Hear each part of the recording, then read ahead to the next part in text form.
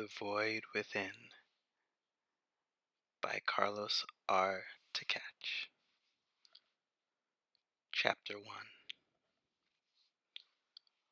Looking through history, the tendency becomes to view humanity as a single organism, ebbing and flowing together and towards goals that, at the time impossible to see, become visible to the historian viewing the actions of a population through the lenses of past time. Still, look closely enough, and one finds, without fail, moments where the energies of humanity intersect and therefore hinge on the actions of single individuals. Excerpt from The Coalition Days by Herman Sittart. The 5 ships skipped into space instantly, surrounding the Chikubasho. Dren Cairo swore, his hands scurrying in a fury across the manual controls of his ship. Space on his view screen swelled for a long moment, as if he were watching a balloon inflate from the inside, and then blanked for an instant. Blanked. Not black, not white, just not. And then the stars were different in their patterns and configuration as he skipped into a different sector of space. He hit the transmit button, but the others were already there, their scrambling fields cutting his message signal to pieces before it could get out. Damn, he muttered, glancing at his fold bank. He was running low. The Chikubashu didn't have too many skips left, and he needed to think fast. He had to get his message relayed. The 5 coalition ships had skipped into a containment formation around him, should he try for a less conventional thruster escape. Worthless, he knew, in a world where space travel was instantaneous. The military ships bristled with weapons. There was little chance Cairo could even damage one before he himself were destroyed. As he strained his mind for a solution, his comm chirped. "This is Captain Othanwa of the coalition ship the Immutable. You are under arrest by orders of the Senate for the illegal seizure of classified information with intent to breach coalition security. Drop your shields and prepare to be boarded, or we will be forced to destroy you and your ship." Cairo ignored the transmission, despite the gnawing fear beginning to creep into his mind, shut down his comm, and brought up a sensor reading of the scrambling field the ships were generating. A diameter of 500,000 kilometers. If he could just get outside the field long enough to transmit. Hell, if he could even get a probe outside the field to send the message before Othanwa and his men destroyed it. His comm beeped again, wanting his attention. Another hail. This time, visual. He answered, and his pursuer appeared on screen. "Cairo," Othanwa said, "stand down. I do not want to destroy you." "You know I can't do that, Captain." "We served together at Prime 3. You're a good soldier, a good man, Cairo. If you let us take you peacefully, I will do what I can for you." "Captain, if you only looked at the files." "Those are classified, soldier," Othanwa snapped. "Shut down your engines or I will order the attack. We know your skip banks are low. You know how these coalition ships are.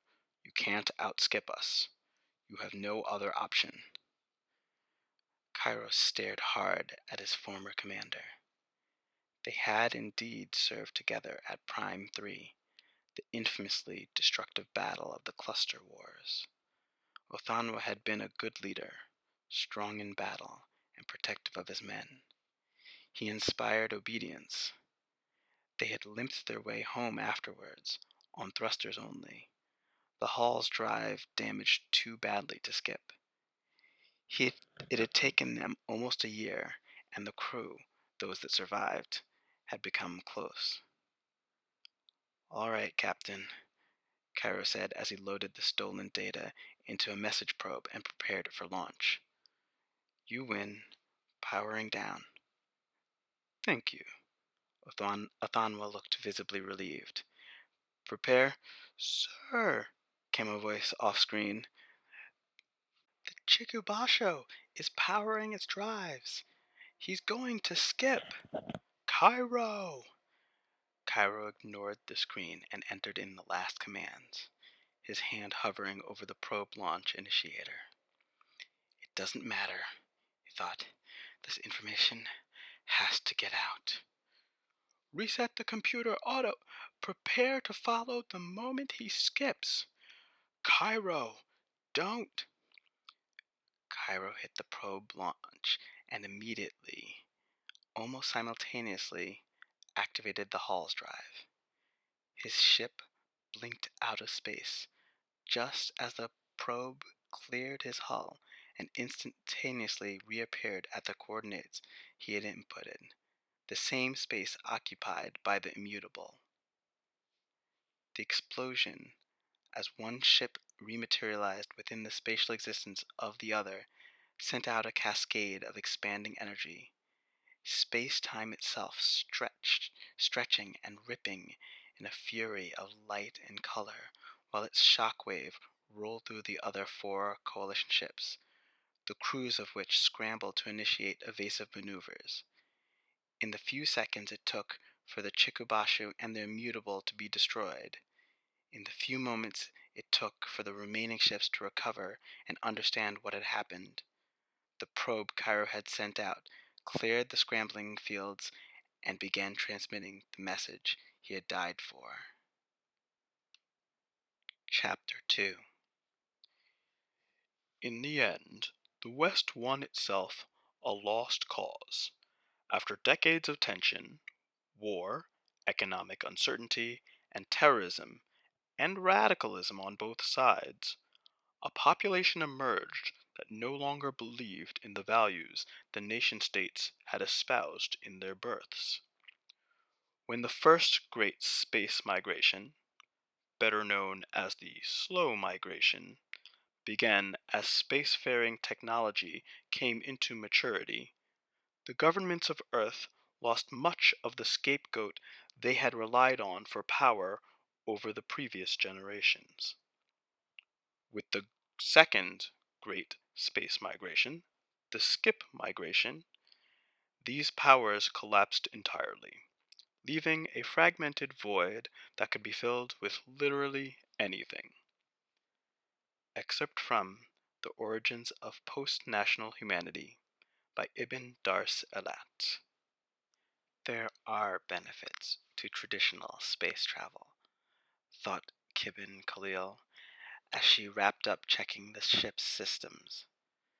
When finished, she headed to the galley and brewed a cup of kolof, its bitter, warm aroma immediately triggering both a mental and physical relaxation as she settled into a cushioned seat.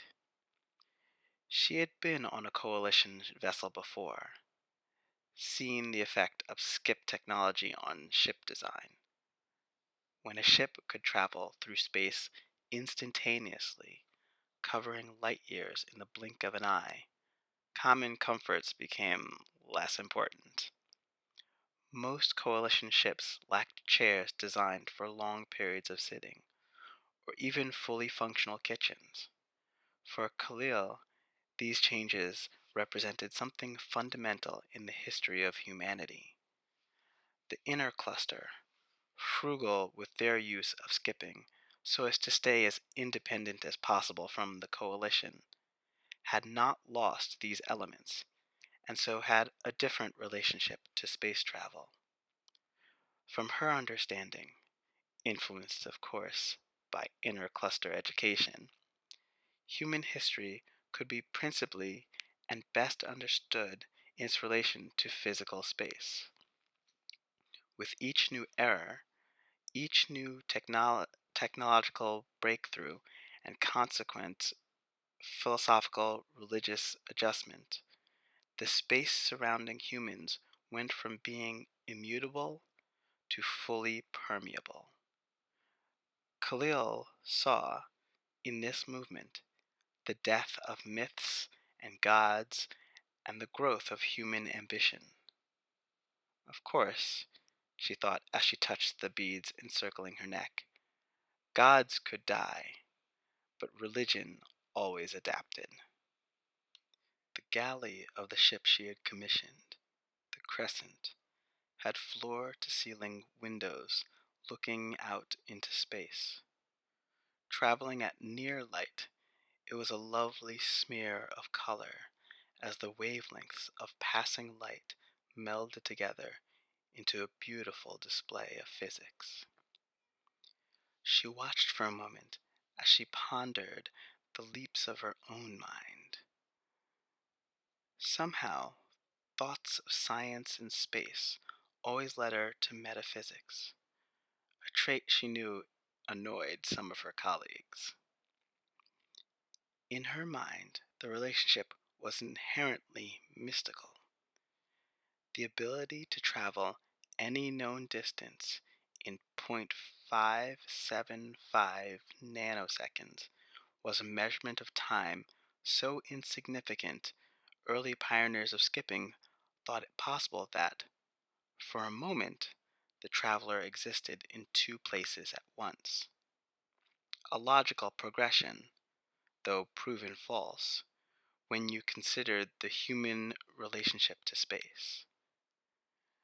The singularity of this relation was, after all, the ultimate barrier. After closing the gap between the stars, being in two places at once seemed the next pivotal consequence for humanity. This, then, was where religion came into play again. 0.575 nanoseconds of non-existence. Khalil, lost in thought, lifted her cup to her mouth and found it empty. She stood from her seat and went about making more. Another one of those benefits of conventional space travel. Time for thought. Just another form of space getting smaller and smaller with every skip. Computer, she said, carrying her steaming cup back to her seat. Estimated time to destination? 4 days, 3 hours, and 31 minutes, came the pleasantly voiced response. 4 days. 4 days to puzzle over the message. 4 days to contemplate the fact that she had, ignoring common sense, indeed chosen to heed the message's call. The message had included coordinates to an abandoned research station on an asteroid with an irregular orbital pattern. Caught in the gravitational eddies, this asteroid traveled empty space and was pulled along by the distant influence of neighboring systems, never entering any of them, but instead careening through the vacuous space between cluster and coalition territories. Of course, it wasn't the meeting place that had dragged her beyond her own good sense. The message, which had arrived in an encryption that took her staff days to break, contained a few elements that intrigued her. First of all, it came with a coalition signature. The only messages the cluster worlds received with this specific signature were threats of violence and trade complaints, usually in that order. But this one was different. Coalition messages employed a standard, high-level encryption algorithm based on traditional math, accessible to most governments as per treaty arrangements, as well as used a generalized coalition verification signature common to all their bands.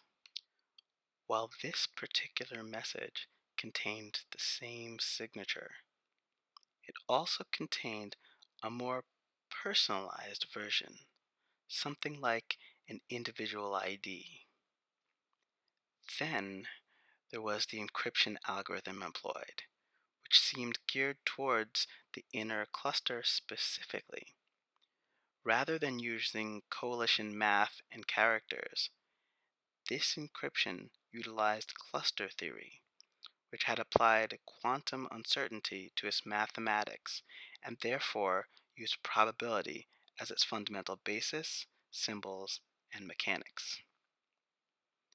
Most intriguingly of all, however, was the actual content. Whoever sent the message promised information of grave importance to the survival of the inner cluster. This in itself was significant. The cluster's treaty with the coalition was shaky at best, both sides continually testing the patience of the other. While the message did not elaborate, any information that could help the cluster keep its autonomy could not be easily dismissed. Then there were the two names provided, the other two who had also received the summons. One Khalil did not recognize. A data search brought up the picture and information of a minor interplanetary mediator with a record of success in resolving conflict, but who was otherwise unremarkable. It was the second name which caught her attention, Admiral Rosh. Khalil remembered the cluster wars very well. She had been a retainer to Al-Qaid Calais and had seen first-hand the destruction both sides had brought down upon one another. The coalition with their skip weapons, and the inner cluster with their superior ships. It had been the most difficult 4 years of her life, watching the suffering and death, seeing whole continents and their populations scorched to their most basic elements, watching battleships the size of cities soundlessly and flamelessly tear apart, ejecting their human crews into the frozen vacuum of the void.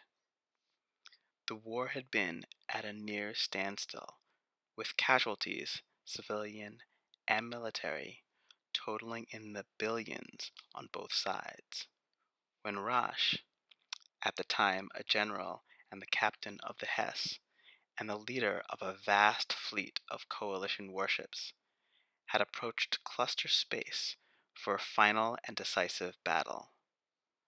Khalil, by then, had been given a field commission and was captain of the OR Minaret and joined a ragged but sizable cluster fleet to stand against the coalition's advance. She could easily remember, and would never forget, the tightness in her chest as she watched from the viewscreen on the bridge of her ship as the flickering lights of the coalition ships grew larger and larger until she could make out their shapes and their weapons.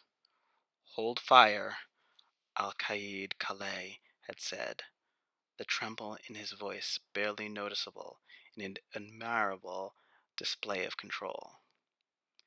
"Ready battle stations, but hold until I give word." Khalil had given the corresponding commands, all the while watching the enemy ships approach. They came as close as was safe when maneuvering ships the size of cities. In the following silence, the tension filling the void left with caught breaths and awed minds was nearly unbearable.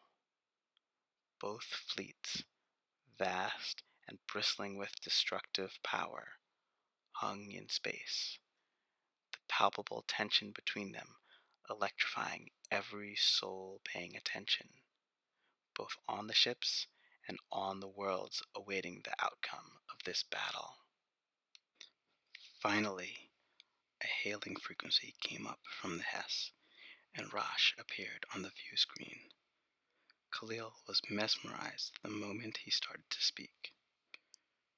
"This is Captain Rosh of the coalition ship, the Hess," he began, standing erect with his hands behind his back, his chin tilted slightly up, and his voice completely and utterly at ease. "I am broadcasting this message on a general band so that I may speak to all inner cluster ships and worlds, as well as to my own peoples, at once. My orders are to end this war by whatever means possible." Khalil could almost hear the collective hiss of sucked-in breath from her crew as Rosh continued.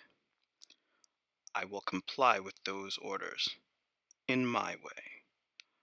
Billions have already died in the tragedies of this war, a war between brothers and sisters, a family feud like those in our history we have learned to, in retrospect, see as fruitless and avoidable.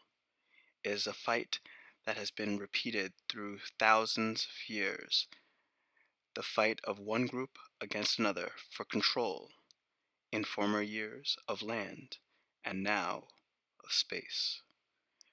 But the context has changed, and I cannot abide the deaths of my men and women, nor the deaths of yours, over an infinite resource. Land was limited. Space is not. In the event of a stalemate, I have been given authorization to use whatever means necessary to end this war. Considering the weight of my conscience, which has already seen much bloodshed, and the blood preparing to be spilled here today, I choose to sue for peace and end the war without more death."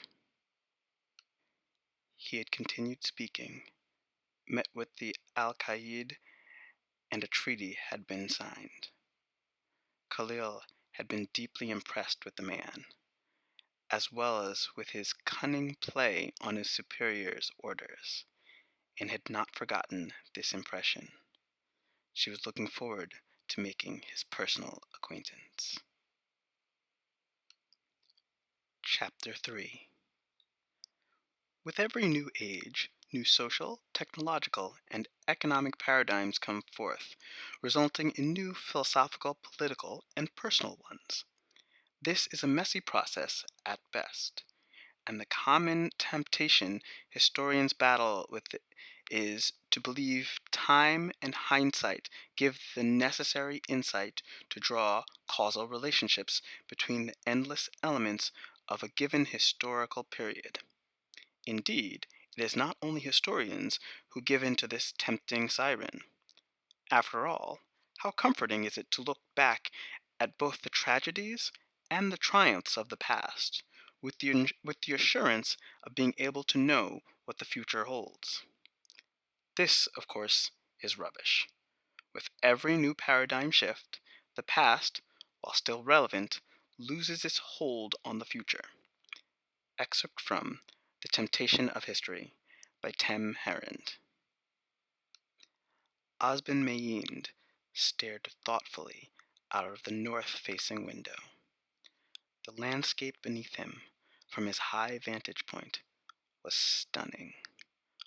Lush vegetation as far as the eye could see. He looked to his left and to his right, and then behind him.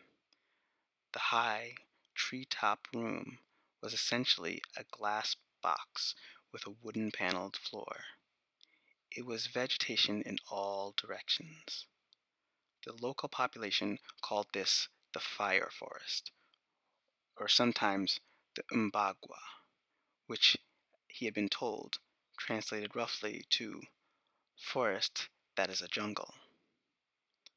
Personally, in his many travels, Mayend had never seen anything quite like this forest, and found it arresting. It was the color that did it. Every shade of the warm side of the color spectrum was represented in the foliage of the many different species present in the forest. Pastel yellows shared his view with blazing oranges and blood reds, all under a sky tending towards a pinkish amber. This, he had been told, was due to the unique double atmosphere of the planet. The brilliancy of color in the forest had not yet been explained, though biologists suspected it had to do with the planet's position in the galaxy.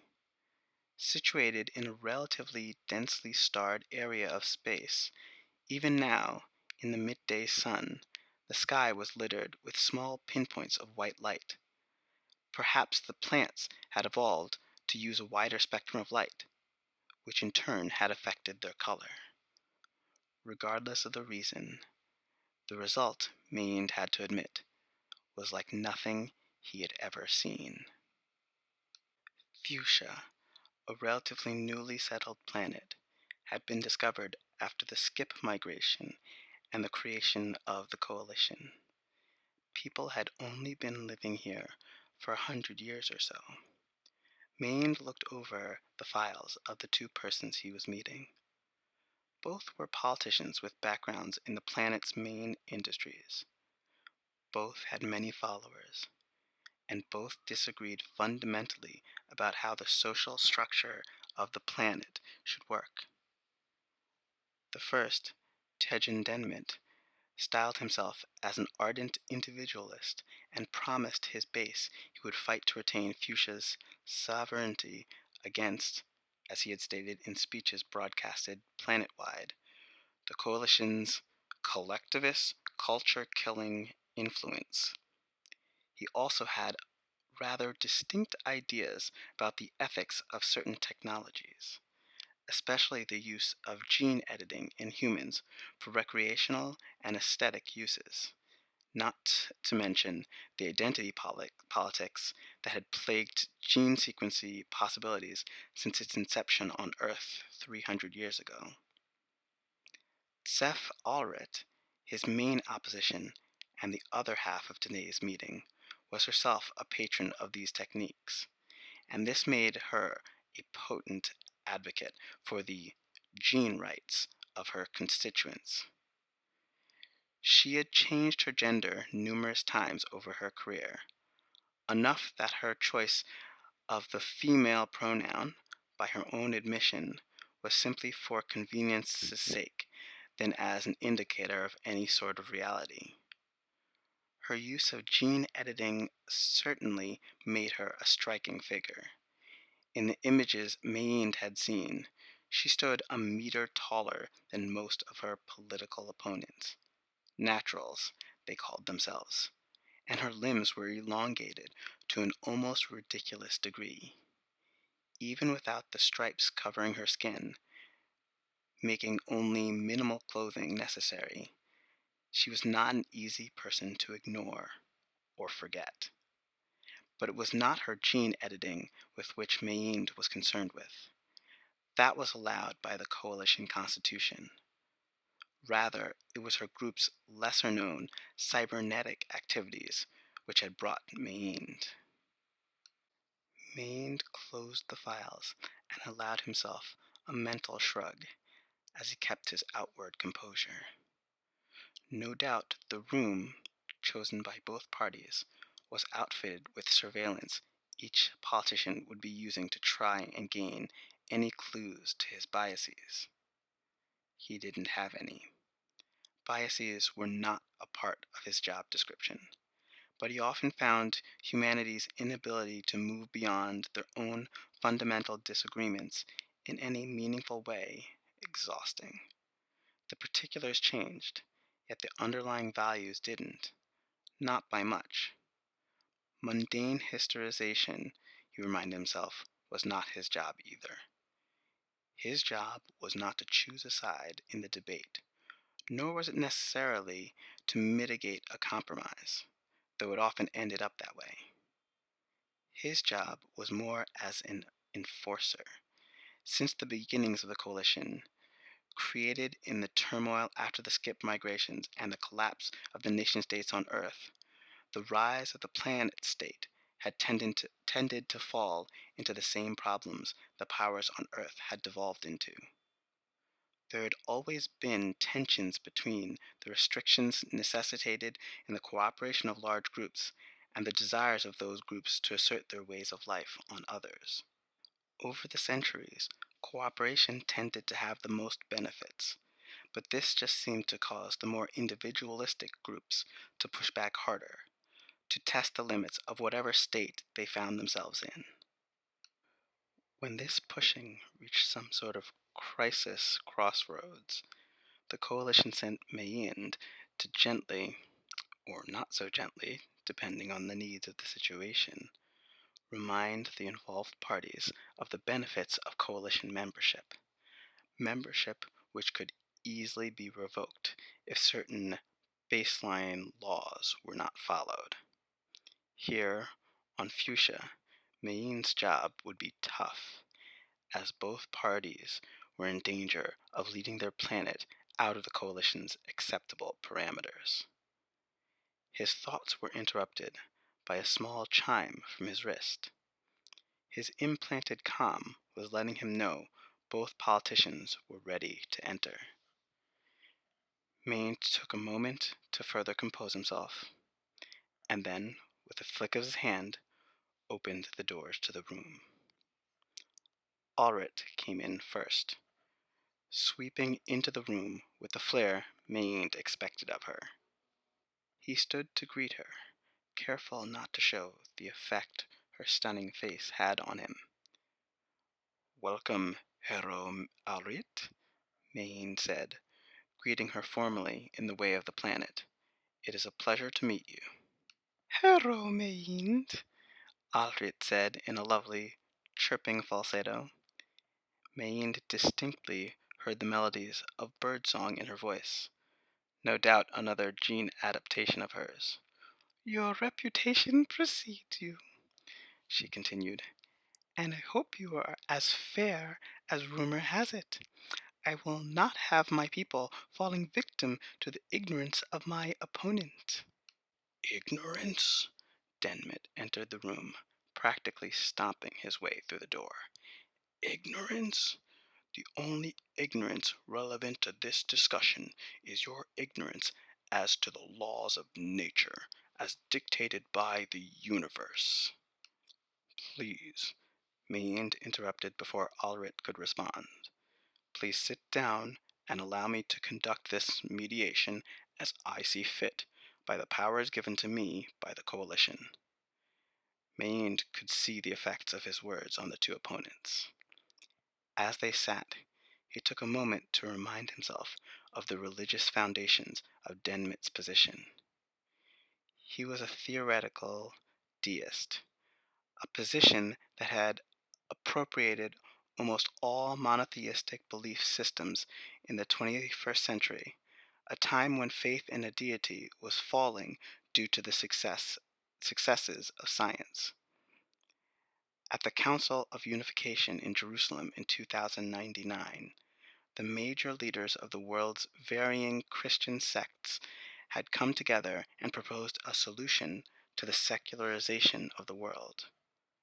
Replace God with the universe, replace dogma with nature, and accept their differences up to that point as the logical clashing of language. Still, Mayend thought with a trace of irony in his mind, dogma persists. "Let me begin by saying," Mayend started after the two had been seated and had quieted down, "that the positions held by both of your groups are in direct conflict with the coalition's constitution." He held up a hand as they began to protest, wondering if he would have to use his talent to make this meeting work. He decided against it, for the moment. "The coalition does not care which of your parties comes into power here on this planet. Planetary politics are the sovereign business of each individual celestial body. What the coalition does care about is that the rights it ensures its citizens are met and not curtailed in any way." Mayne looked directly at Denmet with a pleasant gaze, offsetting the seriousness of his tone. That includes the right of all citizens to the full proprietorship of their own genome. Mayne turned to Allred and watched the smug look on her face slowly disappear as he spoke, as well as the restriction against the genetic adjustment of minors and the prohibition against biomachine-based or cybernetic neural enhancement. Mayne could see his words sink in, and could see the politicians' beliefs in their own righteousness dig in. Had he not been in front of them, he would have sighed. The repetition of history by those claiming to be revolutionaries was so mundane. Both of these people had been educated in coalition schools, meaning they both knew the historical precedent for their viewpoints. Did Denmet not remember the 20th century and the disastrous results of enforcing theology, even one as watered down as his own, through government? Even 10th year students wondered at the short-sightedness and greed of the people of that century. And how could Allred hold her position with any integrity, knowing the history of the transhumanism movement of the early 21st century? So many people were lost in those experiments. So many machine-human hybrid AIs unleashed on the public, also with disastrous results. Mayne wondered again if he would have to use his special ability to make this meeting fruitful. In the end, he did not. Simple economic pressure sufficed to force the two to adjust their political platforms to fall within coalition guidelines. Deviate too far from these, and the planet would lose its access to the coalition's energy technologies and the ability to travel instantaneously through the known galaxy with it. This was a major concern. Not being able to skip could effectively isolate a planet and force them back into the single planet economy of the petty information age. Denmet and Allred saw the wisdom in prioritizing the well-being of their people over the arbitrary stances of their ideologies. Mayne, tired and only a little disgusted, arrived back at his accommodations later in the evening, ready for a quiet night of rest. His room overlooked the forest, and, as the sun set, he watched the atmosphere flare up in a blaze of unearthly colors. Strange, he thought, that I should think of this as unearthly. I have never been to Earth, and yet some part of me knows they are not the colors I would see there. He watched until the sky had gone dark and the stars began to shine through the deep violet blanket of space. It was then he noticed the message waiting for him on his comm. Chapter 4. Ultimately, the idea of rights became something of a paradox in the West. This is clear in hindsight. Government and rights are antithetical to one another. First off, the idea of rights is problematic and culturally derived. Indeed, society and rights run along counter lines and to contrary goals. The logical view is clear. For a social structure to work, any social structure, it is necessary someone, somewhere, give up some right in some capacity. This may be the minority losing in the vote, or it may be the majority giving concessions to other concerns. The facts are even more fundamental than that. The reality is that, in any civil society, everyone at one time or another is forced to give up some perceived right. Ultimately, that is all they are, perceived. Excerpt from New Horizons in Political Systems by Mohamed Ramos. The asteroid was smaller than he had expected. Fyodor Rasch had known these old research stations had been small.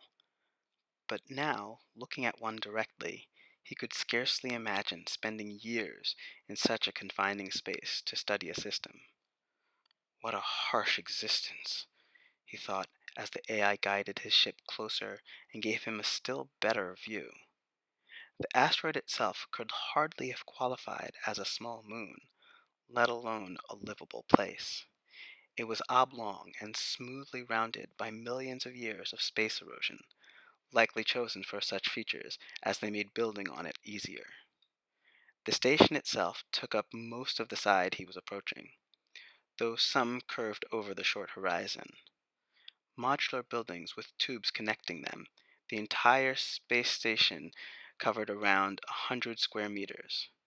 No doubt the entertainment hollows, the ones meant to scare and thrill adolescents, and which always began on a remote science outpost in a remote system, and always ended with a researcher going mad from confinement and murdering his fellow scientists in impractically gruesome ways. No doubt these stories had some hint of truth to them. Of course, Rosh also could not help feeling some inkling of awe at the sight of the lonely station. The slow and skip migrations had been so frenetic in nature, a mass, impulsive diaspora, a mad dash to escape the past, that over half of the pioneers had never been heard from again. After it had become apparent that the cost of such a frenzied style of expansion was more dangerous than it was worth, people began to think a bit more, sending probes first, and then researchers to study systems before colonization was attempted. These stations like the one getting larger and larger in Rosh's view screen, had been the first coordinated attempt of mass human interstellar expansion, and, as such, represented the true foundation of the coalition. Every citizen learned about them in school. Students built models of their favorite stations for school projects. This particular station was called EB-172 and known as the Lost Station. It had been a part of a binary system whose smaller star had gone nova and flung the station into a wide, irregular orbit through the gravitational eddies of various systems. Rosh could see the evidence of the event on the station itself, as well as on the base. The surface of the asteroid and of the buildings were scoured black on the sides, which must have been facing the sun when it exploded. Luckily for the researchers, the station had been far enough out that they had not been immediately destroyed, though radiation killed them soon after they were rescued. Rosh, like every other citizen, had completed the required 5 years of coalition-specific education, and knew these things. But, as his ship came closer and closer to the station, these were merely the backdrop of his thoughts. More serious and pressing matters occupied his mind. It had been an interesting week, to say the least, and that without the cryptic message which had brought him here to the station. Election weeks were always eventful, as they had no doubt been since the beginnings of democracy. Coalition elections were something of a celebration of the achievements of civilization, and most, if not all, citizens took their responsibilities as voters seriously. For him, leading admiral of the coalition space fleet, the results of the election had more personal consequences. It was his duty to brief the incoming leader of all pertinent information relating to the state of the military. Rosh had previously conducted 3 of these briefings, and none had gone quite like this one. 3 days prior, Rosh had found himself in the lift of the observation deck of Co-1, the flagship coalition space station, and the mobile seat of the government. It was strange to find himself there, and he reflected on the reasons, trying to prepare himself for his coming meeting with the newly elected president. It was, of course, traditional for the top admiral to meet with all new leaders, but for over 150 years this meeting had always taken a very specific form. Since the military coup of 2245 and the reconciliation of 46, the military had always dictated the terms of this introductory meeting. For the president to initiate the meetings, as this new president had done, was very unusual. Rosh did not like things out of the ordinary. The doors to the lift had opened with a slight hiss, revealing the open dome of the observation deck. Atmosphere locked in by an invisible energy field, the effect was utterly breathtaking. Pacifica, the ocean planet Co-1 had been orbiting, was where the Coalition Congress had chosen to celebrate the election outcome. The blue and white sphere, water and clouds, loomed massively above Rosh as he entered the observation deck a few paces. It took a moment to gaze upward at the huge planet, which resembled a marble, and to enjoy the sight. Rosh was no stranger to close orbit, but rarely was his view so grandiose. He had spent, at this point, the majority of his life in space, and yet the expanse of it had never ceased to impress him. It still invoked in him a distinct sense of awe. Admiral Rosh? An echoing voice from across the room dragged the military man from his appreciation of the view. The voice continued, "It is an honor to meet such a legendary hero." The source of the voice, a handsome, dark man wearing a fashionable tunic, approached Rosh where he stood. President Andret. Rosh did not reply, but rather saluted the president and settled into focused attention. Beauty aside, this was an unusual meeting and required the admiral's full awareness.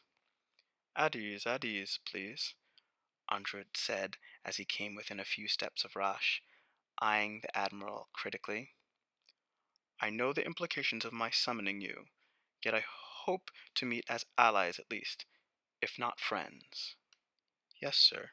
Rosh allowed his body to relax slightly, enough to convince the president, but kept his mind alert and open. Andret held out his hand, and Rosh took it gently. He never approved of overly firm handshakes, of any unnecessary displays of force. "Come in, please," the president said in an easy manner, stepping aside to allow the admiral past. "I would offer you a seat, but your preference to stand is famous amongst my advisors, as is your preference for tea or coffee over synthetic stimulants." Rosh nodded as he approached a sitting area near the center of the deck, and, indeed, found a steaming cup of tea on a low table near one of the chairs. He waited until the president was seated before taking the cup up to sip gingerly as he considered this president. No doubt they exhibited opposite personalities. President Andret sat quickly and casually, crossing his legs and leaning back comfortably, one hand in his lap and the other arm thrown over the back of his seat. His entire posture exuded self-assured confidence, a man easy with his power, ready to use it as naturally as one flexes a muscle to move. A practiced posture, Rosh could see from the minute adjustments the president made to the position of his body after sitting. Rosh himself knew the impression he gave, no less practiced than the president's. Standing there, back erect, and legs only slightly apart, cradling his small cup of tea in front of him with both hands, he appeared meek and harmless. He preferred to be underestimated by his potential enemies, finding it useful in most instances. Your lack of observance towards social niceties is also part of your sizable reputation, Admiral. I find pleasantries often serve as distractions from unpleasant truths, and prefer to confront those directly. Indeed, I will not waste your time. Andret leaned forward and peered intently at the Admiral. There is a dire threat to our coalition, Admiral. Rosh did not physically react, though he instantly came to a higher level of mental focus and attention. He knew the president's office had intelligence sources separate from his own, and had learned to take these seriously. He set down his tea and assumed a stance of attentive concentration, a stance that asked for information. The president nodded and continued. I do not need to remind you of how delicate our economic relationship with the inner cluster is. Rosh again kept his body still and his breath even, but the comment brought forth a cascade of historical overview, no doubt President Andrew's intention. The inner cluster had been explored and settled during the slow and skip migrations by some of Earth's most dissident groups, cultures that resisted the cultural homogenization beginning in the 20th century and continuing on until the nations of Earth gave way to the corporate entities holding most of the power anyways. Skipping had been a one-way form of transport in those days, and the inner cluster was out of touch during the formation of the coalition. The two major groups of humanity did not come into consistent contact again until it was discovered that the cluster system was the only known source of uranium, the substance necessary to contain the energy generated by Hall separation and allowing for reusable skip engines. Since then, the coalition had provided the inner cluster with skip drives while withholding the basics of the technology in trade for the metal. This economic bind had held the two cultures in an uneasy balance for some 150 years now, cluster wars notwithstanding. I also do not need to tell you we depend on the inner cluster more than they depend on us. This took Rosh aback, slightly, though he did not show it. It was no doubt the truth. The coalition depended heavily on instantaneous space travel. All movement of peoples and resources was done through skipping, which allowed for functional civilization and society in a part of the galaxy so spread out. The inner cluster, however, only used skipping in certain sectors, preferring to retain some economic independence through slower forms of travel. Their position made this possible. Stars were closer together in their territory. Every cognizant coalition citizen knew this, but to hear a president admit the fact aloud was remarkable, even in private conversation. This is the heart of the threat against us, President Andrew continued. Because of this asymmetrical relationship, the inner cluster has been able to dictate the terms of the treaty binding our two civilizations together in a way favorable to them. Namely, they do not allow a significant coalition presence within their territories. As such, we know very little they do not want us to know. Yet we continue some covert surveillance in an attempt to keep informed of their actions. Andrew paused and held his gaze on Rosh for some moments. Then he seemed to come to a decision about something. What do you know of the theories of Dr. Ibet Inan? The Admiral allowed himself to frown. Dr. Inan was required reading in the academy now, and Rosh made it a point to keep up with the curriculum as it changed. Inan had two major theories. The first stated that, since the inner cluster territories were located slightly nearer to the center of the galaxy than the coalition, they would likely be the first to encounter intelligent alien life. Her second theory posited that Dr. Hall's discovery of the quantum string defining living matter, what he called the source, as well as his subsequent practical applications, was a jump in the technological abilities of a civilization. That, essentially, the discovery was not a part of the logical progression of science, but a lucky break, putting humanity centuries, maybe even millennia, ahead of its own development. Anand claimed these two possibilities made the coalition vulnerable. "What are you thinking?" the president asked the admiral. Rosh replied immediately, his heart racing at the implications of his own conclusion. The coalition is potentially the only possessor of the Hall's engine technology in this quadrant of the galaxy. You are telling me the inner cluster has made first contact with an intelligent species and intends to join with them to overtake us, On the promise of sharing this technology once forcibly procuring it? Exactly. Rosh was surprised to find the station's support functions still running. He wasn't sure if Cairo had arranged to restart them, or if the self-regulating systems had managed to survive the nova and subsequent journey through space. Either way, once landed, he was able to enter the station sans suit. He had chosen, for this meeting, a simple military uniform cut, coalition red to signal his obvious loyalties, but without other identifying insignia, to acknowledge his willingness to listen with a free and open mind. As Rosh wandered through the dusty halls of the science station, peering into empty rooms full of stored equipment, as he waited for the others to arrive, he wondered at his presence there. The message had been waiting for him when he returned from his disturbing meeting with President Androot. Disturbing. It had indeed disturbed him, but he was not clear as to what exactly about it bothered him so. There was the unprecedented threat to the coalition. This he was prepared to approach. He had trained his entire life to confront hostile forces, but there was something else.